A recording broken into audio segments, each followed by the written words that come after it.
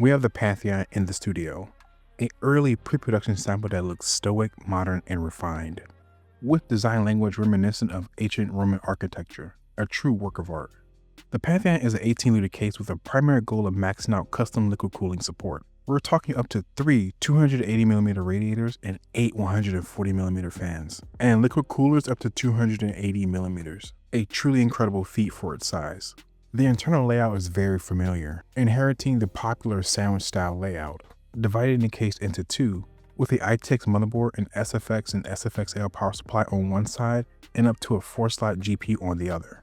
The exterior is CNC anodized aluminum, vented on nearly every side. The vented grille and solid aluminum feet give the case its personality. Most impressively, the support center spine can be flipped 180 degrees, letting you decide between 47mm on the top and bottom or 66mm on the top for massive radiators and fans with room to spare for a 30mm fan at the bottom. The spine is adjustable from the front and rear panel, further expanding flexibility. Exposed by the front grille and screw holes on the rear. 4 field ports for optional custom loop drainage or a quick disconnect system, really leaning in on that water cooling first philosophy. Separated into 2 swappable platelets, housing your power adapter and a port sacrificed for the power switch. There is no I/O on this case whatsoever. But that's not really that important with a case like this. Side fan brackets double as cable management, and to help route AIO tubes. They include tons of add-ons. Rear motherboard covers, GPU support brackets, and an optional Gen 5 riser cable. You will likely see a much more tailored offering in the final production unit. Tools are required to assemble the case with a mix of countersunk and flathead M3 screws and standoffs. The only thing left is to build and test the performance. We have the Asus Strix BA50i, a tiny but competent motherboard, and the Overkill 9950X3D because why not? 32GB of DDR5 memory from Team Group. We also went with the Samsung 990 Pro.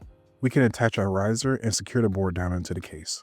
The Corsair SF1000, an SFX power supply with some custom cables from My DIY, with 3 mounting positions on the spine if you need more space for cable management.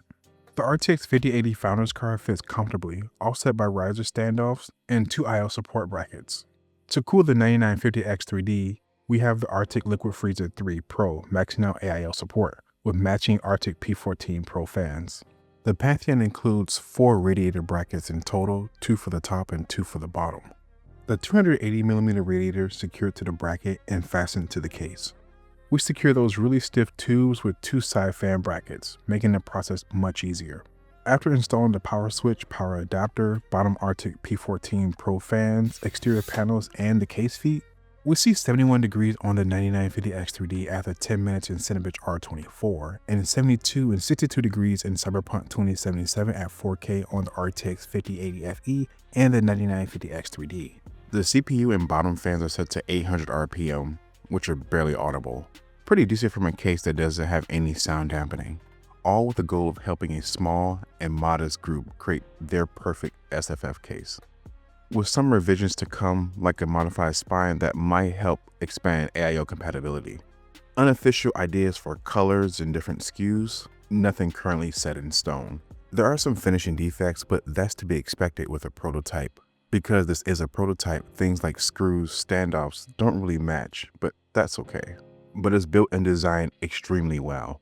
I'm super curious to see what the next revisions look like. By far my favorite aspect of this case is the solid case feet. There's just nothing on the market of this quality, so tell me, what do you think? What more would you like to see from the Pantheon? As of now, there is no release date, set prices, or availability. Expect a full and in-depth review when the final production unit is available. See you next time.